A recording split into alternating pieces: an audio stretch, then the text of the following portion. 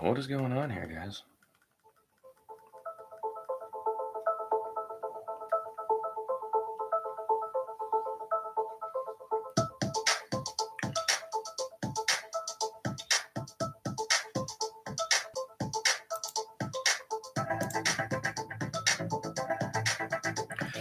Welcome to Vote Count 2020. I'm Karthik Rajan. It is Sunday, January 12th. There are 296 days until Election Day. We're getting this. I'm going to discuss the mechanics of voting. Today's program will be a long-form read, so settle in. Kim Zetter in the New York Times Magazine a year and a half ago wrote a comprehensive look at what is and has been going on with voting machines and with vote disputes. I'll remind you that I was the only broadcast journalist in the USA to project John Kerry the winner of Ohio in 2004 and thus the winner of the presidential election.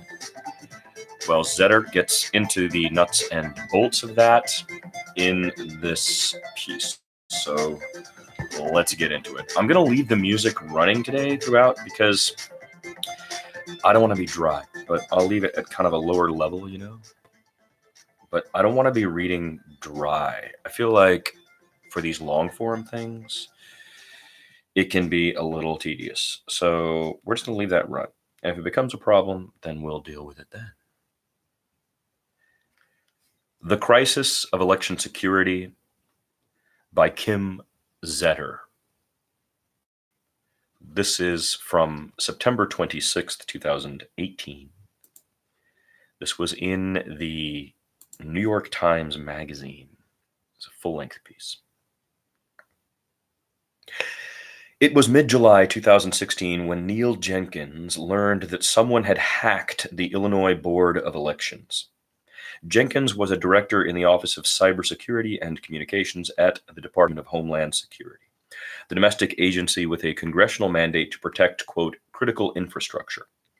Although election systems were not yet formally designated as such, critical infrastructure, that wouldn't happen until January of 2017, it was increasingly clear that the presidential election was becoming a national security issue. Just a month before, Americans had been confronted with the blockbuster revelation that Russian government actors had hacked the Democratic National Committee's servers and stolen private email and opposition research against Donald Trump, the Republican presidential candidate. And now, it emerged, someone was trying to infiltrate the election system itself. The Illinois intruders had quietly breached the network in June and spent weeks conducting reconnaissance. After alighting on the state's voter registration database, they downloaded information on hundreds of thousands of voters. Then something went wrong, and the attackers crashed a server, alerting officials to their presence. It soon became clear that this would not be the last attack. In early August, this is of 2017, Jenkins learned of another breach. In 2016, early August. This was in Arizona, on an Arizona state website, and it appeared to come from one of the same IP addresses that had been used to attack Illinois. This time, the intruders installed malware, as if setting the stage for further assault. Then reports from other states began to pour in, saying that the same IP addresses appeared to be probing their voter registration networks. Against that backdrop, the DNC hack was looking less like an isolated incident. We started to ask, are these things related? Jenkins recalled, quote, are they the same actors? Is this some kind of concerted effort? Close quote. He and his team realized that if Russian hackers were trying to disrupt the coming elections, DHS needed to quickly get in touch with the state and local officials who ran them. But whom do you call when there are more than 10,000 election jurisdictions in the United States? Jenkins at first assumed that each state had a chief information officer who oversaw election security, but this turned out to be wrong. A staff member suggested that the Federal Election Commission must be the governing body over elections, but the FEC, they quickly realized, was focused on campaign finance, not election systems. Then a colleague did a Google search on election administration and came across the U.S. Election Assistance Commission, that's the EAC, the federal body created by Congress in 2002 to serve as a federal liaison with state election officials. Quote, "I'm embarrassed to admit I didn't know that the EAC existed," Jenkins said. Quote, "I would say that I'm not the only person working in the federal government that this was true for. This topic is not something that was really on anybody's big radar," close quote. Jenkins planned a call for mid-August for his boss, Secretary of Homeland Security Jay Johnson, to discuss the problem with members of the EAC and the National Association of Secretaries of State. But Jenkins' knowledge of election hacking was limited to a conference panel he was on 6 months earlier about the security of internet voting. Although most American voters cast ballots in person or by mail, 31 states and the District of Columbia offer some form of internet voting to military personnel and citizens living overseas. Jenkins, concerned that Russian hackers might interfere with those ballots, intended to offer election officials a simple plan. Quote, "We were going to tell them that internet voting wasn't safe and it was a risk factor and you need to not do it," close quote. But when Jenkins met EAC officials and the executive director of the National Association of Secretaries of State for a brief discussion before the scheduled call, what was supposed to be a half-hour meeting bled into 4 hours, as he and his staff got a crash course in election administration. Internet voting, they learned, was the least of their concerns. The real problems were the machines used to cast and tally votes and the voter registration databases the Russians had already shown interest in hacking. The entire system, a Rube Goldberg mix of poorly designed machinery, from websites and databases that registered and tracked voters to electronic poll books that verified their eligibility to the various black box systems that recorded, tallied, and reported results, was vulnerable. In August 2016, though, there was no time to address systemic problems. Many states would begin early voting in 5 to 6 weeks, and the machines themselves had to be programmed and locked down well in advance of Election Day. The Department of Homeland Security had to settle for doing Band-Aid security before the election, and even then, only with states that requested help. Mostly this involved remote scanning internet-facing servers for known software vulnerabilities that could be patched, and providing a list of security best practices, like making sure vote tabulation machines were not connected to the internet. Jenkins said the problems the agency couldn't address were, quote, "troubling, but beyond its control." Quote, you could spend years working on connectivity between voting machines and ballot creating devices and try to get those things fixed, he said. Quote, "But when you're trying to do something quickly with a group of people who are resource constrained as severely as election officials are, you kind of have to focus where you can focus," close quote. 2 years later, as the 2018 elections approach, the American intelligence community is issuing increasingly dire warnings about potential interference from Russia and other countries. But the voting infrastructure remains largely unchanged. DHS has now conducted remote scanning and on-site assessments of state and county election systems, but these are still largely Band-Aid measures applied to internet-facing servers. They don't address core vulnerabilities in voting machines or the systems used to program them. And they ignore the fact that many voting machines that election officials insist are disconnected from the internet and therefore beyond the reach of hackers are in fact accessible by way of the modems they use to transmit vote totals on election night. Add to this the fact that states don't conduct robust post-election audits. A manual comparison, right, of paper ballots to digital tallies is the best method we have to detect when something has gone wrong in an election. And there's a good chance we simply won't know if someone has altered the digital votes in the next election. How did our election system get so vulnerable? And why haven't officials tried harder to fix it? The answer ultimately comes down to politics and money. The voting machines are made by well-connected private companies that wield immense control over their proprietary software, often fighting vigorously in court to prevent anyone from examining it when things go awry. In Ohio in 2004, for example, where John Kerry lost the presidential race following numerous election irregularities, Kerry's team was denied access to the voting machine software. Quote, "We were told by the court that you were not able to get that algorithm to check it because it was proprietary information," close quote. Kerry recalled in a recent interview on WNYC's Brian Lehrer show. He was understandably rueful, arguing how wrong it was that elections are held under, quote, "the purview of privately owned machines, where the public doesn't have the right to know whether the algorithm has been checked or whether they are hackable or not. And we now know they are hackable," close quote. The ballot box is the foundation of any democracy. It's not too grand to say that if there's a failure in the ballot box, then democracy fails. If the people don't have confidence in the outcome of an election, then it becomes difficult for them to accept the policies and actions that pour forth from it. And in the United States, it's safe to say, though few may utter it publicly, that the ballot box has failed many times and is poised to fail again. There are roughly 350,000 voting machines in use in the country today, all of which fall into one of two categories: optical scan machines or direct recording electronic machines, DREs. Each of them suffers from significant security problems.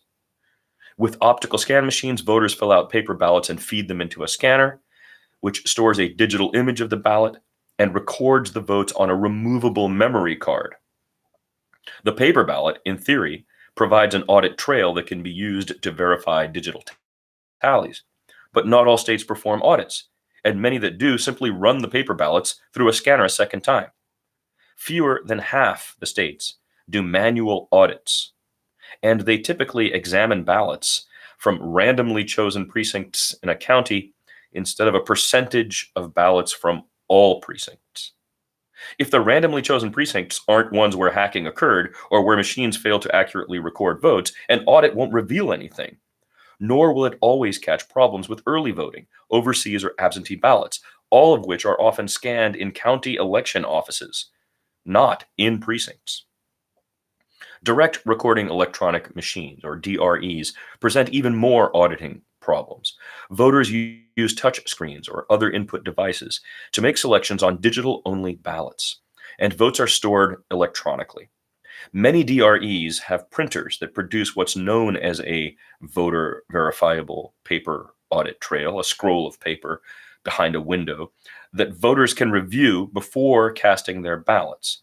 But the paper trail doesn't provide the same integrity as full-size ballots and optical scan machines, because a hacker could conceivably rig the machine to print a voter's selection correctly on the paper while recording something else on the memory card. About 80% of voters today cast ballots either on DREs that produce a paper trail or on scanned paper ballots. Remember, this is all 2018. So some of this data is changing now, and we will continue to cover it here. You can see some of the stuff we've read earlier. But at the time, about 80% of voters today cast ballots either on DREs that produce a paper trail or on scanned paper ballots. But 5 states still use paperless DREs exclusively, and an additional 10 states use paperless DREs in some jurisdictions. The voting machine industry, an estimated $300 million a year business, has long been as troubling as the machines it makes, known for its secrecy, close political ties overwhelmingly to the Republican Party, and a revolving door between vendors and election offices. More than a dozen companies currently sell voting equipment, but a majority of machines used today come from just 4: Diebold election systems, and software ES&S, Hart Intercivic, and Sequoia voting systems. Diebold, later renamed Premier, and Sequoia are now out of business. Diebold's machines and customer contracts were sold to ES&S and a Canadian company called Dominion, and Dominion also acquired Sequoia. This means that more than 80% of the machines in use today are under the purview of 3 companies: Dominion, ES&S, and Hart Intercivic. That's why those 3 presidents and CEOs, as we discussed earlier, this last week, appeared in Congress at those hearings, which we found to be problematic. So 80% of the machines in use today are under the purview of 3 companies: Dominion, ES&S, and Hart Intercivic. Many of the products they make have documented vulnerabilities and can be subverted in multiple ways. Hackers can access voting machines via the cellular modems used to transmit unofficial results at the end of an election, or subvert back-end election management systems used to program the voting machines and tally the votes, and spread malicious code to voting machines through them.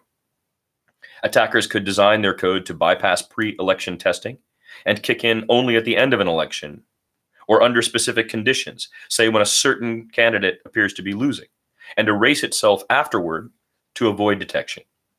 And they could make it produce election results with wide margins to avoid triggering automatic manual recounts in states that require them when the results are close. All that can be programmed. Hackers could also target voting machine vendors and use this trusted channel to distribute their code. Last year, a security researcher stumbled across an unsecured ES&S server that left passwords exposed for its employee accounts. Although the passwords were encrypted, a nation state with sufficient resources would most likely be able to crack them, the researcher noted. Since ES&S creates ballot definition files before each election for some customers, the critical programming files that tell machines how to apportion votes based on a voter's screen touch or marks on a paper ballot, a malicious actor able to get into ES&S's network could conceivably corrupt these files so machines misinterpret a vote for Donald Trump, say, as one for his opponent, or vice versa. Did anything like that happen in 2016? The Department of Homeland Security, the intelligence community, and election officials have all insisted that there is no evidence that Russian hackers altered votes in 2016. But the truth is that no one has really looked for evidence. Intelligence assessments are based on signals intelligence, spying on Russian communications and computers for chatter or activity indicating that they altered votes, not on a forensic examination of voting machines and election networks. Quote, "We should always be careful to point out that there hasn't been any evidence that votes were changed in any election in this way, and that's a true fact," close quote, said Matt Blaze, a computer science professor at the University of Pennsylvania and a voting machine security expert. Quote, "It's just less comforting than it might sound at first glance because we haven't looked very hard," close quote. "Even if experts were to look, it's not clear what they would find," he added. Quote, "It's possible to do a pretty good job of erasing all the forensic evidence." And targeting voting machines is just one way to subvert elections. A hacker or inside operator could target voters themselves by deleting their names from the voter roll and the electronic poll book, the device used at the polling places to verify a voter's eligibility, or change their precinct assignments to send them to the wrong location, creating chaos and frustration that causes them to leave without voting. Bad actors could also undermine election results by altering tallies as they are transmitted to county offices on election night or posted to public websites. Although these are unofficial results, any discrepancy between these and official tallies compiled days after an election would sow distrust in the outcome, particularly if the winner of a race changes. The stakes are high when it comes to election security, and the concerns about Russian hackers are warranted. But the focus on Russia or any would-be election manipulators ignores the underlying issue: the myriad vulnerabilities that riddle the system, and the ill-considered decisions that got us here. The mad history of election security in the United States is a history of how misguided politicians and naive election officials allowed an unregulated industry to seize control of America's democratic infrastructure. The ballot box is in the distressed state it is in today because of an overreaction, or rather a wrong reaction, to a previous systemic electoral breakdown, the presidential election fiasco in Florida in 2000. Everyone remembers the dangling chads that led to a landmark Supreme Court decision and a nation divided over who won. But another election mishap occurred that night that got less attention: despite the fact that it played a significant role in pushing the presidential race into the hands of justices. This one involved a memory card in Volusia County. Deborah Tannenbaum had a front row seat for what occurred that night.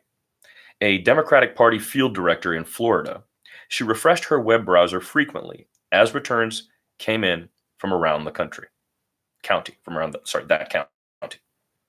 At 10 p.m., Al Gore was ahead in Volusia, with 83,000 votes to George W. Bush's 62,000. Things were going well for Gore across the state, and exit polls projected a 6-point lead for him. But then something changed. Quote, I had stepped out, and one of the assistants came, and he's just like, I need you to come in here and verify the numbers, close quote, Tannenbaum recalled. When she looked at the county's website, Gore's total had dropped 16,000 votes. Tannenbaum called the county election office, alarmed, quote, I don't know what's going on down there, but you can't take away votes, close quote, she said.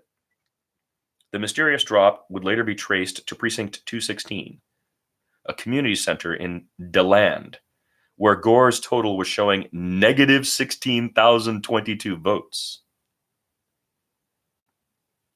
It wasn't the only mathematical absurdity in the tally.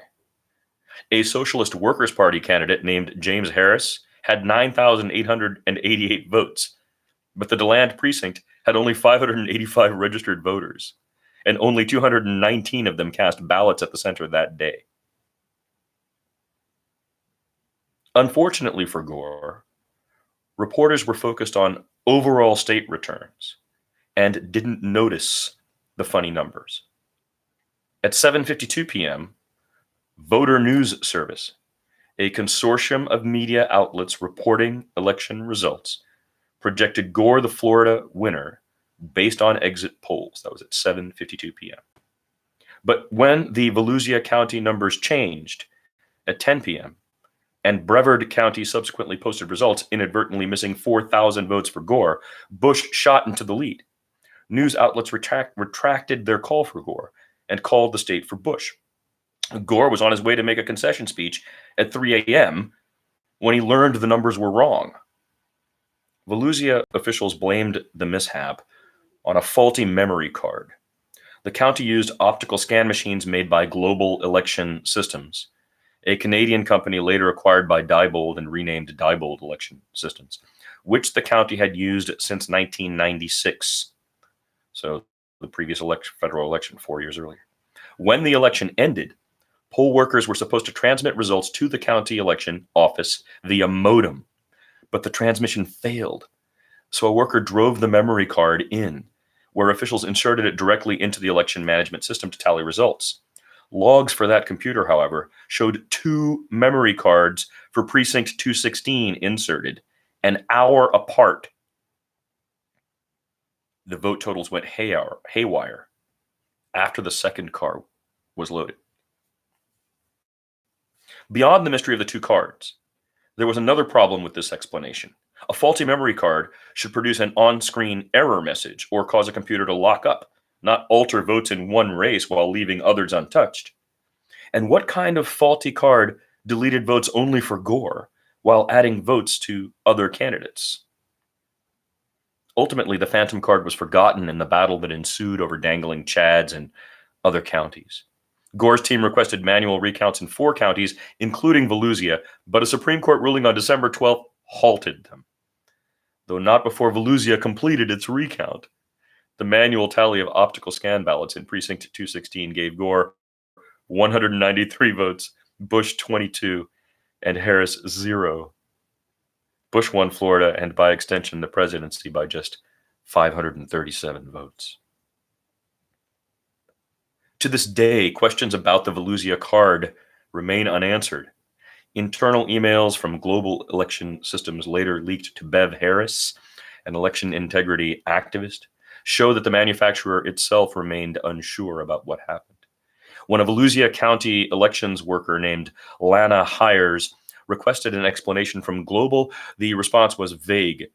Talbot Iredale, a global developer, responded that a corrupt memory card remained, quote, the most likely explanation for the problem, but since I know nothing about the second memory card, I have no ability to confirm the probability of this, close quote. He then suggested a more ominous explanation. There is always the possibility that the second memory card or second upload came from an unauthorized source, close quote. To which a global colleague replied, quote, heh, second shooter theory. All we need now is a grassy knoll, close quote. The memory card in Volusia vividly demonstrated the kind of problems that could occur if states expanded their use of electronic voting machines without proper safeguards. But even as security experts showed how malicious insiders and outsiders could subvert the machines, the warnings went ignored. A month after the Supreme Court decision, Representative Steny Hoyer, a Maryland Democrat, met with Representative Bob Ney, an Ohio Republican, and his colleague on the House Administration Committee to talk about election reform. Hoyer wanted to make sure that what happened with Florida's punch cards didn't happen again. So, unmindful of the lessons of Volusia County, they decided to draft a bill that would push states to get rid of punch card systems, as well as lever voting machines, a century-old mechanical technology still being used in some states, and replace them with new electronic voting systems.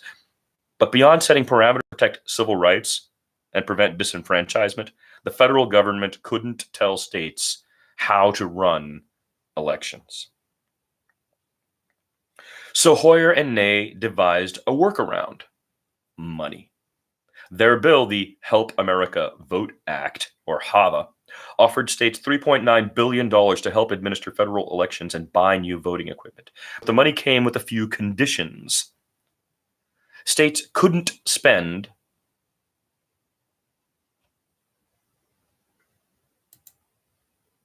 I don't know what's going on here, sorry. These are the conditions we're talking about now. I think this signage is messing with my mouse is what's going on. Sorry about that. So Hoyer and Ney devised a workaround: money. Their bill, the Help America Vote Act, or HAVA, offered states $3.9 billion to help administer federal elections and buy new voting equipment. But the money came with a few conditions. States couldn't spend it on punch card or lever machines. And if they wanted to use HAVA funds to replace these systems, they had to do so in time for the 2004 presidential elections, or by 2006 if they sought an extension. They also had to offer at least one accessible voting machine at each polling place so that disabled voters could cast ballots without assistance. And they had to consolidate county voter registration files into a single statewide database to prevent voters from registering in multiple counties. HAVA also created a new agency, the U.S. Election Assistance Commission, the EAC, to administer the funds to states and to serve as a clearinghouse for election best practices. Computers had been used in elections ever since the 1960s, when punch cards and computerized card readers and tabulators were introduced. And experts had been warning for just as long about the danger of placing too much trust in them. A 1969 front page article in the Los Angeles Times described a war games exercise to determine if Los Angeles County's new computerized punch card readers and tabulators could be rigged without detection. 3 computer scientists on the offensive team faced off against 3 computer scientists on defense. Quote, in each test, the offensive team won, close quote, the paper reported. The team's, quote, highly sophisticated techniques, close quote, were neither detected nor prevented. The importance of paper ballots to back up and verify digital vote tallies was also underscored by numerous election mishaps over the years. In Rock Island County, Illinois, in 1984, for every 1 vote cast for a particular candidate, a computer tabulator gave him 2. It also failed to count no votes on a referendum.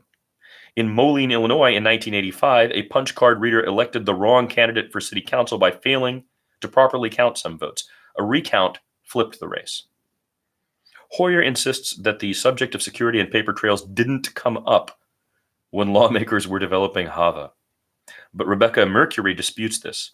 A computer scientist at Bryn Mawr at the time, she told the House Science Committee in a hearing that was meant to inform the lawmakers writing HAVA that, quote, any programmer can write code that displays one thing on the screen, records something else, and prints out something else as an entirely different result. I have freshmen, by the way, who can do this. There is no known way to ensure that this is not happening inside of a voting system.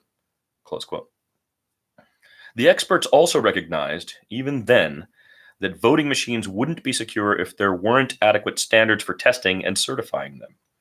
Douglas W. Jones, a computer science professor at the University of Iowa, and the chairman of a board that tested and approved machines used in his state, testified to the science committee that the voting machines available to replace punch card and lever machines weren't secure, largely because the standards didn't require them to be.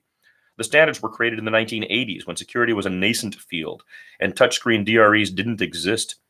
He advised lawmakers against using large-scale funding for new machines until better standards and machines were available. But few in Congress took the critics seriously. Although lawmakers did include a provision in HAVA mandating the creation of new standards with the aim that machines bought with HAVA funds would meet them, the purchasing deadlines they included in the bill forced states to buy their machines before the new standards could be completed in 2005. They took effect in 2007. So in October 2002, the bill passed with broad bipartisan support, and the clock began ticking down to the November 2004 deadline to replace punch card machines.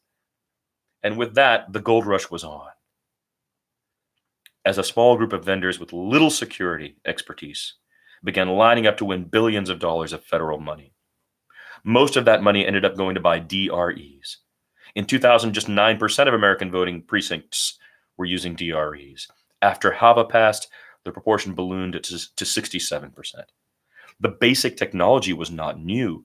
The first direct recording electronic voting machines went on sale in 1974, and touchscreen versions were introduced in the mid-90s. But before HAVA, election officials who wanted electronic machines generally chose optical scan systems.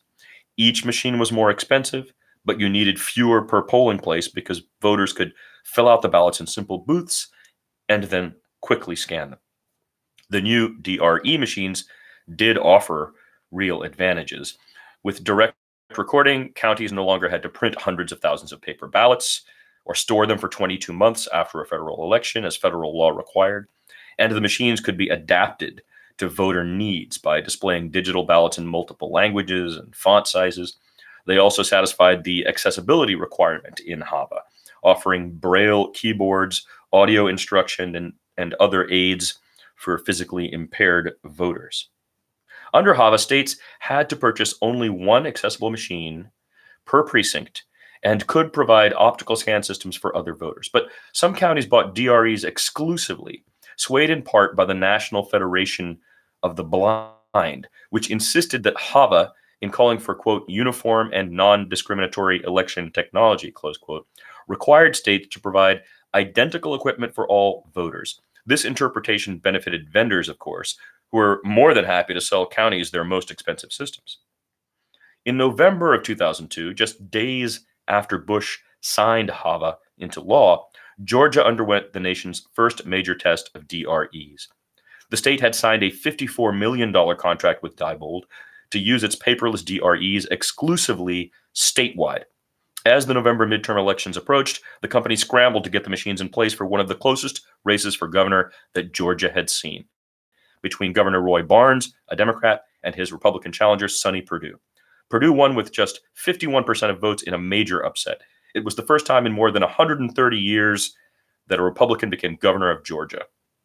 This wasn't the only upset. Senator Max Cleland, a popular Democrat, went into Election Day leading his Republican opponent, Saxby Chambliss, by 3 points. He lost by 7. Went into Election Day leading by 3 points, lost by 7. What happened next highlighted everything that was wrong with electronic voting machines and their vendors. Rob Baylor, a contractor who worked in the Georgia warehouse where Diebold prepared its DREs for the election, came forward to reveal that many of the machines experienced frequent crashes or other persistent malfunctions. Diebold had given workers at least 3 software patches to fix the problems, he said, but the patches were not examined by the independent lab responsible for testing voting machines or by Georgia officials. Britt Williams, a retired academic overseeing the rollout for the state, denied to me at the time that Diebold installed any uncertified patches. but acknowledged that it did install one patch that a test lab took a, quote, quick look at. The Georgia patches underscored a disturbing reality. No one really knew what companies were programming into their black boxes, in part because the lab testing reports were confidential. Election activists and computer security experts did get occasional glances inside the boxes, though, and what they saw wasn't reassuring. Months after the Georgia election, Bev Harris, the election integrity activist, discovered the FTP server that Diebold used to distribute software patches for its machines in Georgia.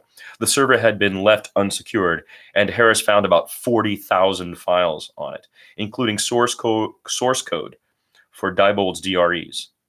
She gave the code to computer scientists at Johns Hopkins University, who found several security problems with it, including an encryption key hard-coded in the software, a violation of basic security practices. The key was used to encrypt vote records and audit logs, the most critical data on a voting system, and it was the same key for every Diebold system.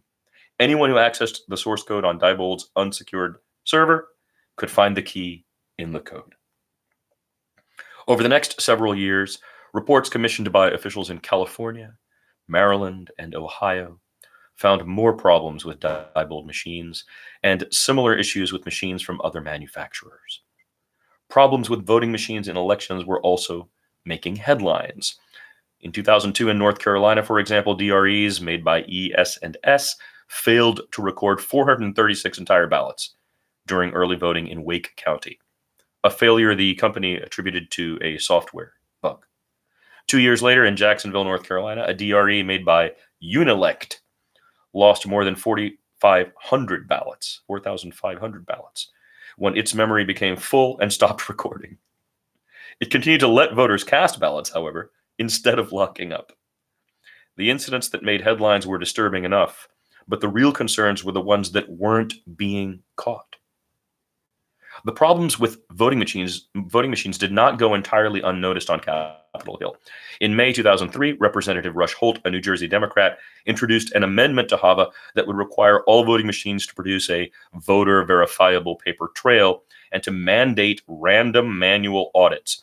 It was an opportunity for lawmakers like Hoyer, who missed the security issues with DREs the first time, to make up for the oversight, but still they resisted.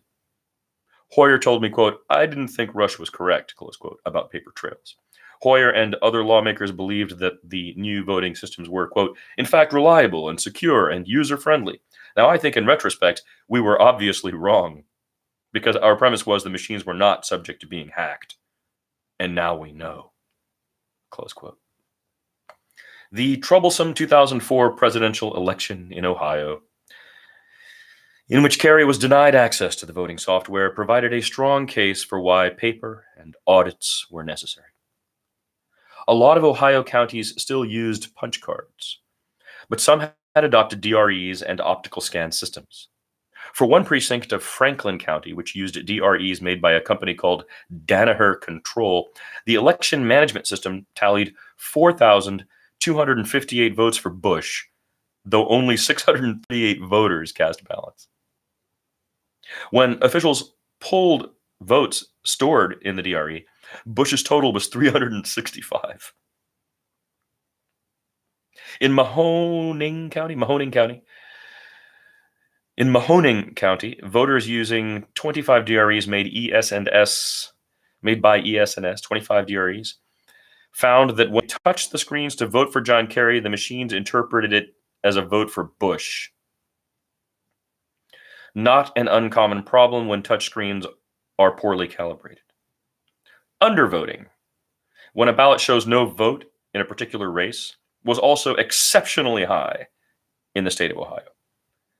Democratic precincts across Ohio had 75% more undervotes than predominantly Republican ones. In 2 precincts in Montgomery County that used punch card machines, the computer tabulators indicated that 6,000 ballots had no vote for president, an undervote rate of 25%, while 2% is normal. A congressional inquiry found, quote, "numerous, serious election irregularities," close quote, in Ohio, but ultimately couldn't conclude whether fraud had occurred. The incidents in Ohio demonstrated that American elections still had integrity problems, but there was little constituency for change. In 2005, Holt introduced a variation of his 2003 reform bill, and once again it quickly died, in part because voting machine vendors launched a formidable lobbying effort to quash the requirement of paper trails. Some state election officials joined the effort, arguing that adding printers to DREs would create problems for elderly poll workers if the printers jammed or ran out of paper. The American Association of People with Disabilities was also remarkably effective in lobbying against paper trails, arguing that they discriminated against blind voters, even though the same audio that assisted blind voters to mark their digital ballot could read the paper trail to them. The association persuaded the League of Women Voters and the ACLU, two politically powerful groups, to oppose paper trails as well. A second major undervote incident with DREs in 2006 also failed to move Congress.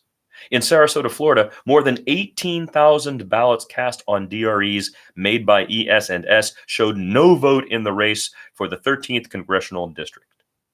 Kathy Dent, the supervisor of elections, insisted that voters either didn't see that particular contest or intended to leave it blank.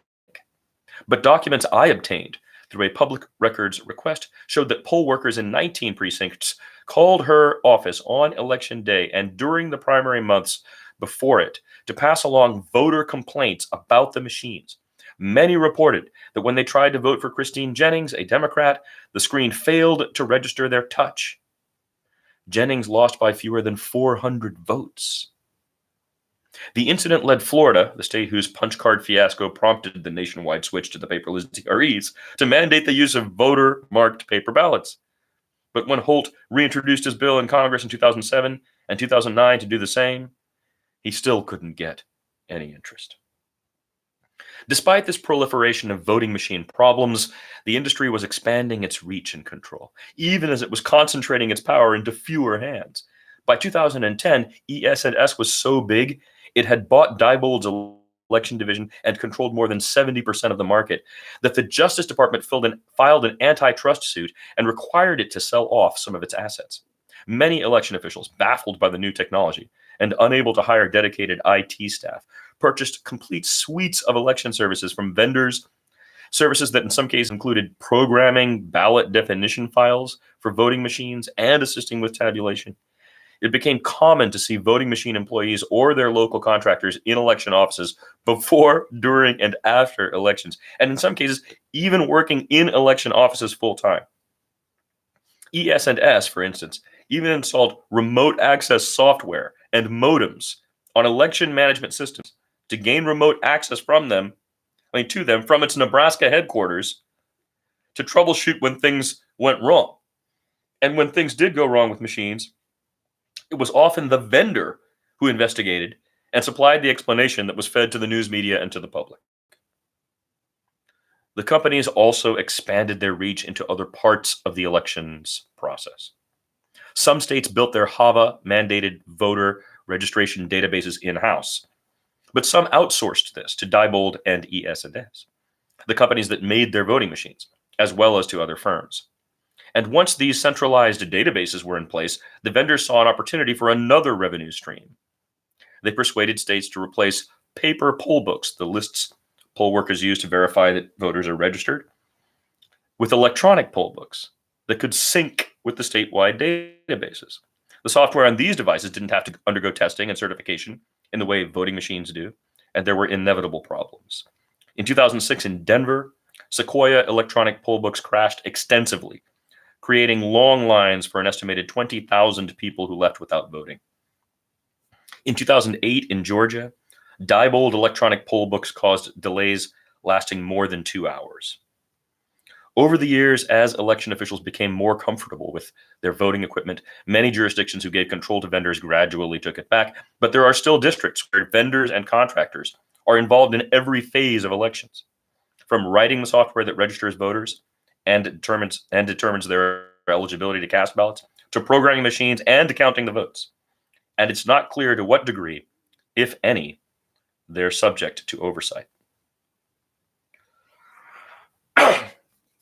16 years ago, Lawmakers led Americans to believe that they had solved the problems of Florida in 2000.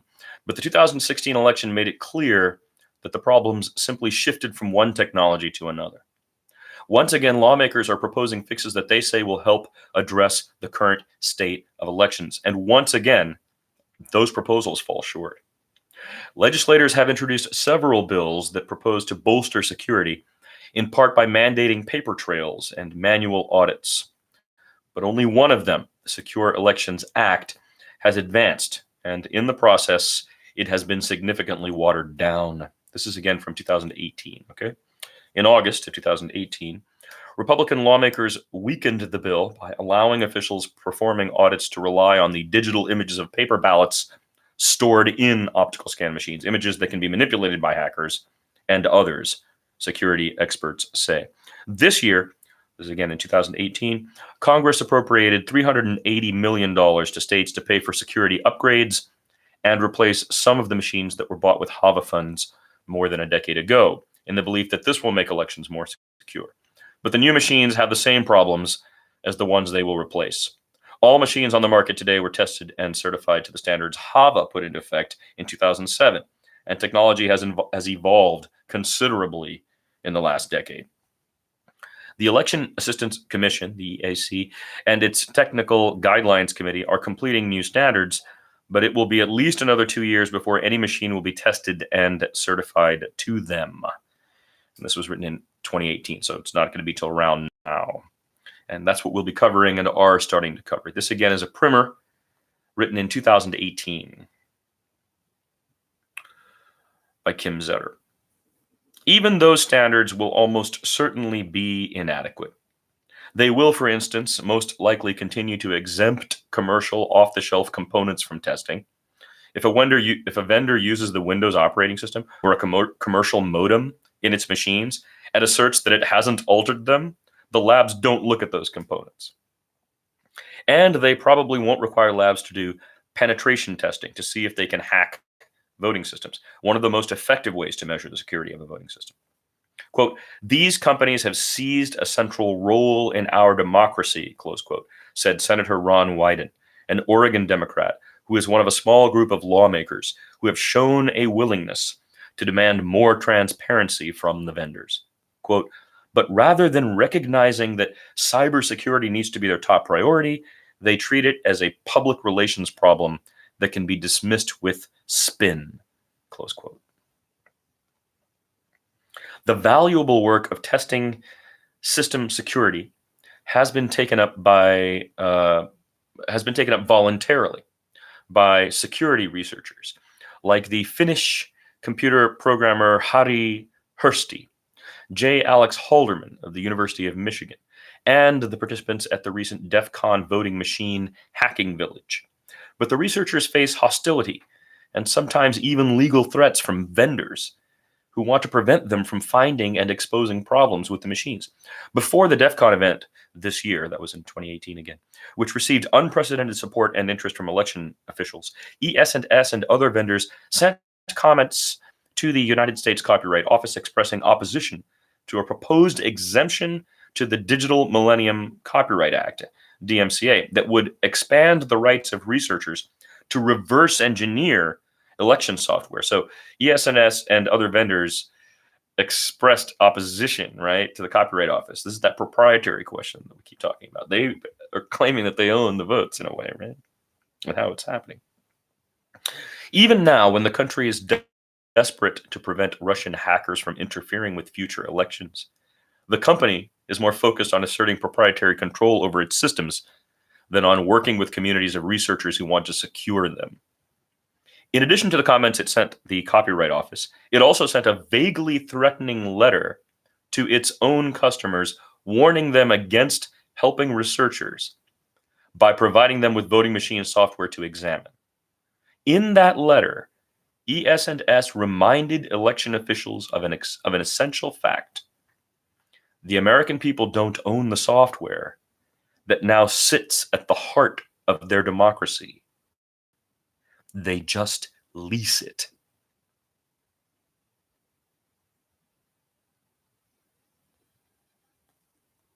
Kim Zetter has covered cybersecurity for more than a decade.